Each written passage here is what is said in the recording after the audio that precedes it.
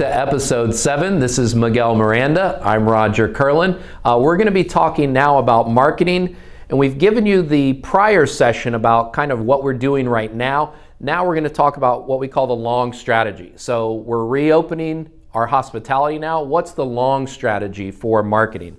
And we call that kind of the road ahead. So you've reopened now for dine-in. You're on that long path back to profitability. We know you're not profitable at 25% occupancy, but our hope is to get that 75%, 100 quickly. How quickly you get back to profitability is really going to depend on how quickly you can rebuild traffic. And marketing is one of those keys, I think, more important than ever now to be able to focus on that. As we've discussed previously, many locations are not going to make it out of this close down phase. And even those that make it out of the close down phase may not make it for the next few months if traffic doesn't build quickly enough. And so that's where we want to focus, or what are the marketing things that you can do for this long strategy to succeed. So Miguel, give us a couple of your tips and things that you think people really need to look at for marketing for the long strategy. So my experience has been with restaurateurs is either A, they throw everything against the wall, or they do nothing out of fear of not understanding it. And I think in this new economy that we're going to be in, or we're already in, you cannot let this thing go. You have to own this. You may want to outsource it in respects to someone who's more knowledgeable with social media and things like that, but you have to be involved. You can't just let it go. So first and foremost, I would say the first strategy for you is to get involved, to kind of figure out how do I want to go about it. And so for some of you, it may mean just a complete education of what are my options. Or for some of you, it's just getting a deeper dive of looking at analytics from what you've done before this to see what may or may not work. So first and foremost, understanding. Second is, as you get involved with it, there's got to be a return on investment, ROI. And you may say, well, I don't really spend money, I don't pay for ads. We're very organic and we do a lot of things on social media. Well, you're still spending time, energy. Each post is an eyeball being used up to some aspect. And so there's a cost associated with it. What's your return on investment? Just to have posts out there and not really generate anything for you doesn't do anything. You just have someone post things online, you could have thousands of people like it, but if it doesn't translate to somebody walking into your restaurant spending money, then it's for naught. It's a popularity contest, but you still don't have anything left behind you. It's kind of like those YouTubers or Instagram stars that have hundreds of thousands of likes, but you find out more about them, they're just as broke as the rest guy because they're not making money out of this. So if we look at how do you monetize whatever you're currently doing. So look at your return on investment is really key. How are you going to track it? So I think what most people fail to get sometimes is they say, I'll do a post, I'll do a partnership with an organization, and that's great, and it maybe gets some exposure, but you haven't figured out yet how are you going to track it when someone walks in. Simplest thing you could do is train your staff, your cashier people. Simply put, is it your first time dining with us? Yes or no? And that takes you to one road or another. If it's the first time, great. It stops there. How'd you find out about us? And you can have a conversation. If it is not your first time, well, that doesn't mean you were here last week. It may not be your first time, but you haven't been here months. And obviously right now with the reopening, it could be true for a lot of people, but it could be maybe last year, a couple years ago. You need to find out really what got them to come back all of a sudden. And I think if you train your staff to be almost like Columbo and start asking questions to figure out what's what, is really important. One thing I used to do as an operator, when my servers turned in their checkout reports, if they had 20 tables at night, I needed 20 receipts of their tables, and I wanted on top of each one something about that table. First and foremost, first time or not first timers. What did you learn about them?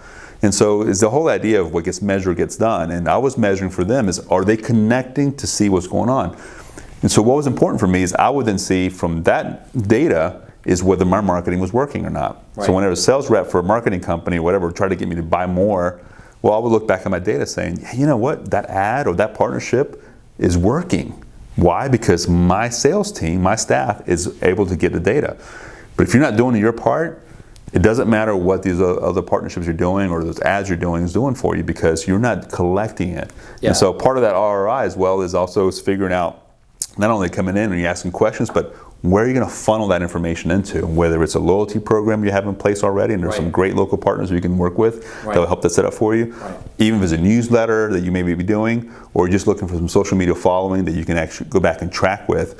It's kind of pointless to, it's like meeting a girl at the bar but never getting the phone number. What happens after that? Nothing. And so you want to be able to have a way to communicate with them afterwards. That tracking is so key, Miguel. A couple of pieces to that too, and I've worked with so many great operators across this area. You do hear oftentimes when you talk about marketing, we don't market, word of mouth drives our business. And that may be true. I don't discount that, but we are in a new pattern. We are in a new era where I don't believe it's good enough just to survive on word of mouth at this point in time. That being said, you've got to put some marketing out there. You must track it. One of my examples I love is if you're doing a message that's out there, put some tracking coding in it. Mention I love pie when the server asks you about dessert tonight, and we'll give you a free piece of pie to go, right? You give away a few pies, but now you've tracked, hey, that message that's out there on Facebook, Twitter, Instagram, or a publication is great. It's sending us business. Now you've got that. I love what you said about staff. So important to engage staff in this process. They are your front line. You as the owner of the GM can't be at every table. So giving them a system to follow and record is so important. I've read a lot of statistics, Miguel. Typically, 20 to 30% of the followers of a restaurant can help drive 70 to 80% of profit. Those are those regulars. Those are those people that are bringing their friends, their family. They celebrate with you, etc. So really make sure you're giving the messaging for them to carry forth what you're doing as well. And so look at those avatars and market to those avatars.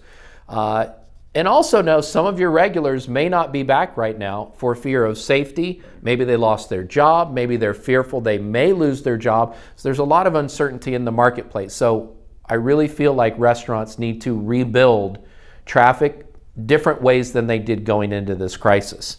Miguel, talk a little bit just about loyalty programs and alignments and the benefit of that. Right. So what is a loyalty program? I'll tell you what is not is a list of people that one time came to your restaurant. And that's what I think a lot of restaurateurs kind of hang there, that we have the software, we have some options, and so we've got that list. And so loyalty program is a constant conversation with the people that have said, I like what you're doing. And by the way, I like to treat those people not as the Hall of Fame club, but as the All-Star. And the difference to me is this: if you get inducted to the Hall of Fame, you're there forever. You don't get taken out. All-Star is not the same way. All-Star is you may qualify this year, but next year your batting average was not as good. You don't get to go in. I love that. And I think loyalty programs are the same way. Someone could have signed up for it or connected with you because an experience or a couple experiences where they felt that was amazing. If you start to dip, they may drop off. And so really you got to treat it in a way that you're constantly communicating with them. So that's one. Next, you have to look at what your competition's doing. Right. So back in the day, it was a email list, a newsletter, and a punch card was the loyalty program. If you're still doing that, not saying it won't work, it's just not what people are used to. First and foremost, I don't carry little key cards, those little tags I used to have in the past.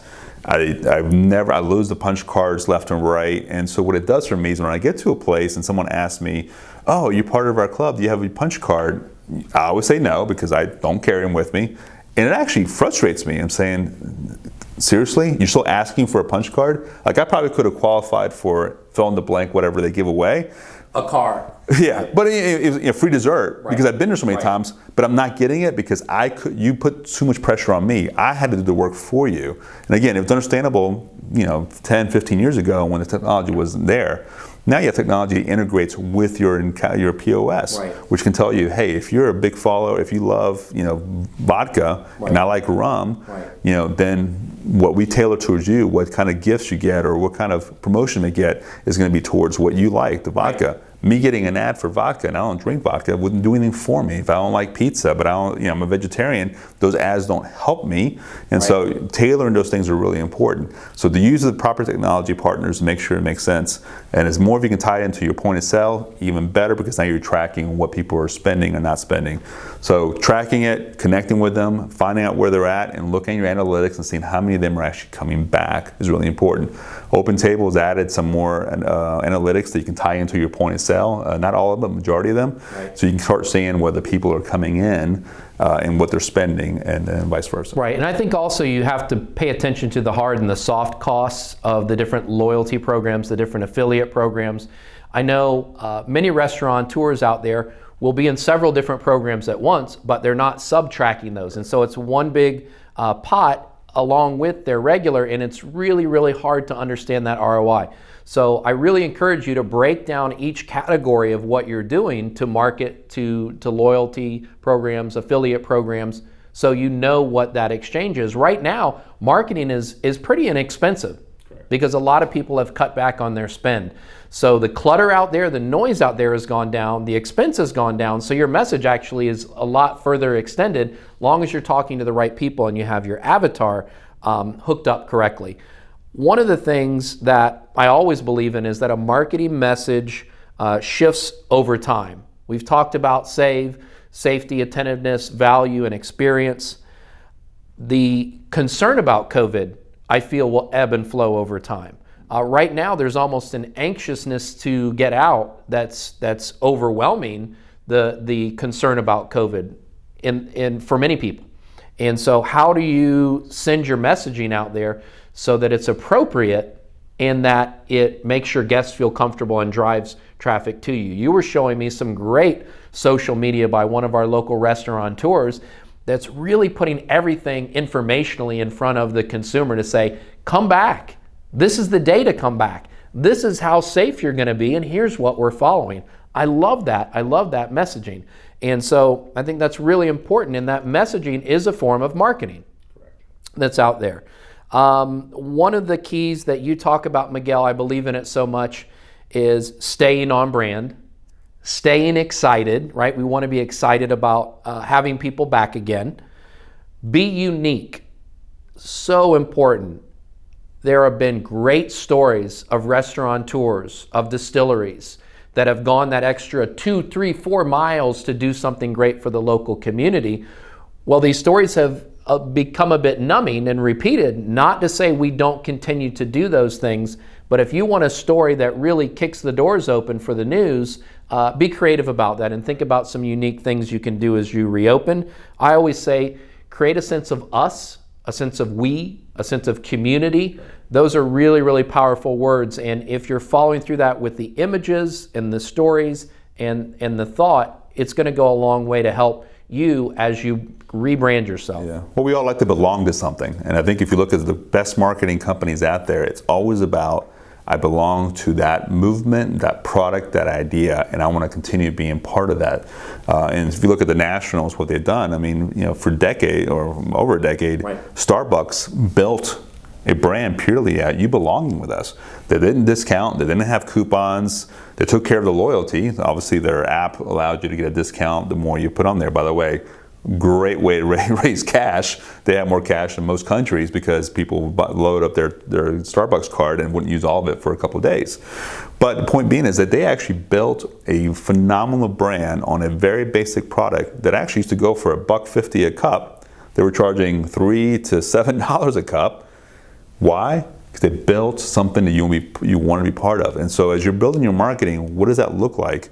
And you're right, you're saying after a while, whatever wow you had before becomes vanilla. And it reminds me, as a little kid, I used to love watching Michael Jordan. I'm from North Carolina, and I would watch the slam dunk contest. In the first couple of years, watching those dunks, I was mesmerized. You were flying through the air. You watch it now, I'm like, I can't do any of them. I can't do a simple dunk, much less some of these guys do. But you start seeing so much, you realize there's nothing wow anymore. Right. And it's terrible, but that's a human condition. We get used to what's around there. So you have to be constantly thinking about it, is how do we communicate all aspects, whether even our safety, our sanitation, how are we going to communicate that in a way that people actually see it and it resonates with them? How are we going to communicate the value in a way that they see it and it resonates with them, and it's unique and special. Again, we've said in other episodes, a picture of your food is not going to do anything for you. Yeah, it doesn't really bring people in unless it's one of those items that I call it crack, that it's just so addictive and it's so amazing, and you already have a cult following behind it. But generally, those are far and few between, and it just doesn't get someone to say, I want to go there. They want to be part of an experience, and that's what needs to be shown on a consistent basis. Absolutely. And I'll give you an example. So something unique that I just put together would be, and this is based on the 25% occupancy right now, so you don't have many tables to work with. What about a My Friends Monday, where you can actually reach out and invite all of your friends to go to one place and have dinner. Now, everyone's separated, everyone's got their own table, they're 6 feet apart, etc. But you get to see all of your friends together in one place. Or a charity group can bring all. So look for ways to be inclusive, look for ways to be involved with the community. Local media is going to pick up on those. We've talked before on the short-term marketing where it's digital, digital, digital. Digital is always going to be a piece of a marketing campaign. You must be doing that. I feel like there will be a place for some of the traditional media on the long play, right? So there will be time for billboards and print and some of those other long play items once we get into that phase. But I think focusing on that, making sure the ROI is there, making sure you're talking to the right audience. You know, if you've got a billboard out there and you're on a main thoroughfare and that's a great sender of new traffic to you, awesome. But if you're in a hard to reach place where a billboard's going to do you no good, so you really make sure the ROI there is, and the tracking is there. And then one of the things I'm keen on, and I've experienced this through my business, is event alignment. So maybe just take a second, Miguel, and talk about what event alignment means and the benefit for marketing for the long play in the community. Well, with anything is you really want to be able to leverage other people's marketing power to whatever you're doing. So whether you're working with in a festival, whether it's a nonprofit is doing their event, or even just working with Club Savor as an example, and saying, hey, how can we align together on a specific idea? Now, let's back up a little bit on marketing, or really with advertising. There's blanket advertising that your name's always going to be out there. Think of Coca-Cola. You see the Coca-Cola ad. They're not even advertising for an actual a can of Coke. They're just saying, we're Coke. We're here. Come see, you got a bear for the holidays, and that's about it. But they're constantly out there, and it's not really specific to anything. Then you have where you see advertising towards a specific time, period, date, an event, festival, whatever it may be. And we're obviously with situations right now, you're not having much of that, but there's opportunities to do certain things. I'm seeing some amazing marketing being done right now in respects to fundraising for some of these nonprofits that are actually feeding the people who don't have any food right now, or money, or whatever else. Right. And there's opportunities to do that, and they're being done digitally, or they're being done online to platforms, but you're marketing yourself along with these organizations. And why is it important? They have a set of people that love that brand. Right. So let's say it's Feeding Tampa Bay. You're going to be working with Feeding Tampa Bay. They're having an upcoming event where they're trying to raise funds. We're going to take out some food to people and really be able to, take care of the community for the moving forward. Well, there's people that already love that brand. And so you want to be able to align with them and connecting with them and let them actually hear the fact that you and Feeding Tampa Bay have the same heart that helps you move that business forward. Now, you can have some people that love the animals, and the SPCA may be doing something differently. Great. If that's where your heart's at, work with them. What I was advised not to do is work with organizations or events that you personally are not too excited about. Why? Because if you're not excited about it, you're not going to go your all. What you're really going to do is like, here's my logo, here's some food, or here's some cash, right, and then you do all the work. Right. And it may help you out a little bit, but generally it doesn't happen as much. And I've done some major events back when I was in Philadelphia. We were part of 4th of July celebrations, and the restaurants that do the smaller, just, hey, here's our stuff, didn't get as much play. I got involved, I connected with the organizers, I supported the organizers, I helped the organizers as much as I could. And what happens, I got way more in return, especially top billing, more announcements, especially whether it's online or over the PA system or microphone. They really thanked me for being part and making it happen. And we made way more than anybody else. And I used to get other vendors come to me saying, how come you guys are doing so much better than we are? And I said, well, we set up for the idea that we really want to be aligned and partner with this event or this organization. So, and a lot of it has to do with authenticity, Miguel. And I think we all know, we all believe events will come back, right? And so as we talk about the long play with events back, aligning with a Localtopia, Shopapalooza, Pride, chamber events, all these different ways that hospitality restaurants can get their name out there. And you don't have to set up a booth and sell food there. It can be t-shirts, it can be swag, it can be just walking around greeting other vendors that are there. But those events are so much a part of our community, and I feel when they are allowed to come back, they're going to be great opportunities to be out there again in front of a lot of people. I want to go back to something you said before and reemphasize it. Social media marketing, and forget about boosting for a minute, just posting, it's not free. There's a time cost out there, and how much of the reach is happening, how much of the audience is seeing that, all of those different things. So underline another point you made, if you are not an expert in social media, there are great teams here in town that can help you out with that. And the ROI is fantastic when you line up with the right team. I know multiple hospitality groups here in town that if you ask them what is one of the pieces to your success, they will brag about their marketing team that help them get out there and stay out there, especially stay out in front.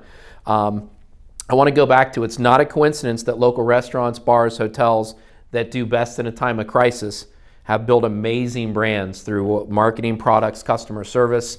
As we wrap, Miguel, I want to go through some did you knows that people may not know, and then certainly they can, if you want to get more information about any of these, you can post on the Facebook site where we're doing this and we'll get information to you. So maybe a few did you knows, Miguel, for those that may not know.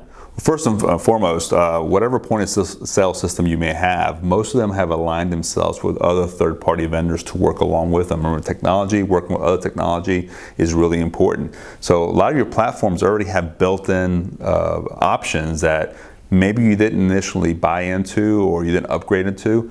Reach out to your vendors and say, hey, what else would you have to offer? And it'll make it so much simpler for you. You really want one system, for the most part, is speaking and talking to each other so you can make it all work for you.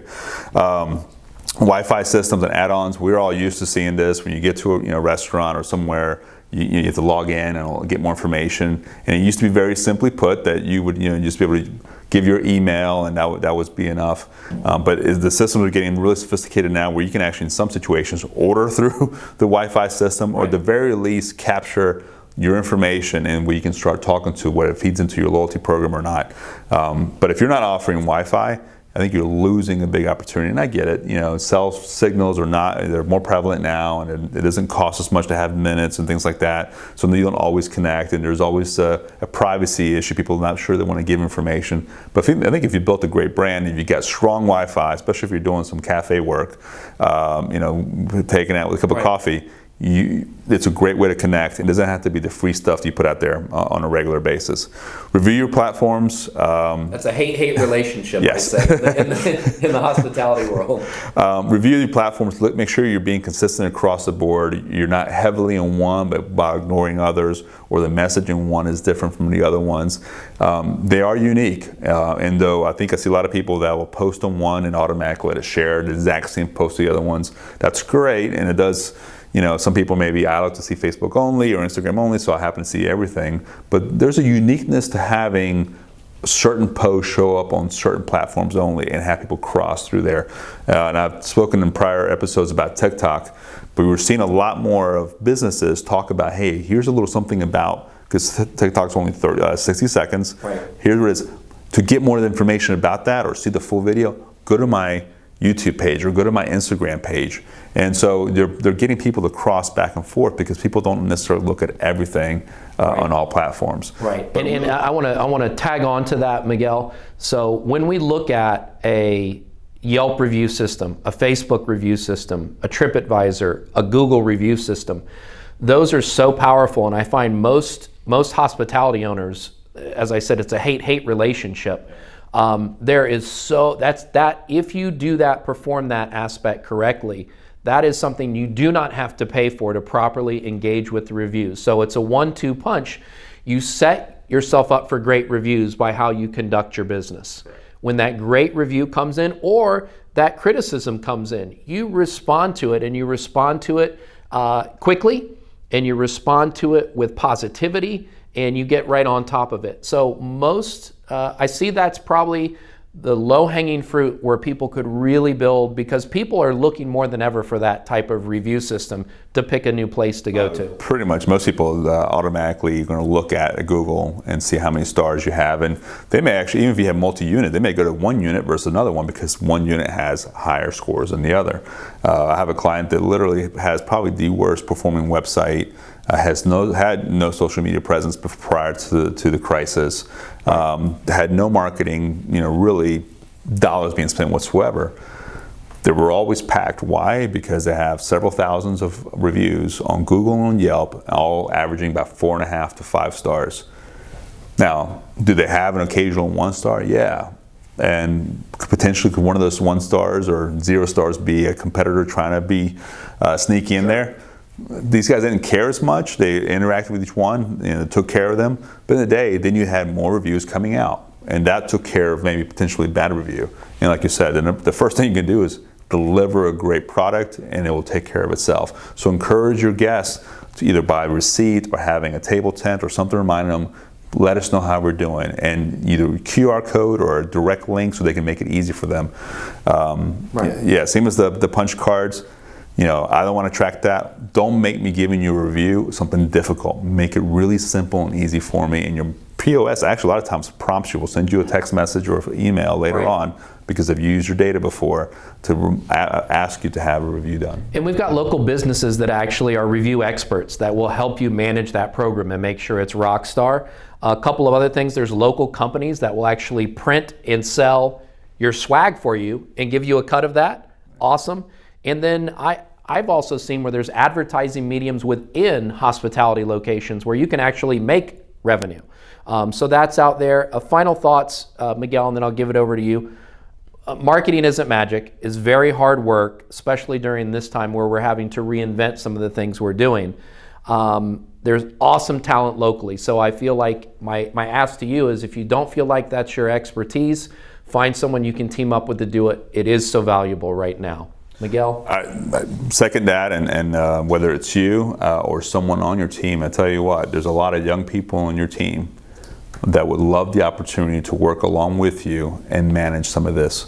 And so 2 things happen when you do that. One, you're engaging and you're empowering your team to get involved, and some of them might be going to USF and studying advertising and marketing or something they really enjoy, or they have actually a pretty good following of their own social media, and so they understand the aspects of it.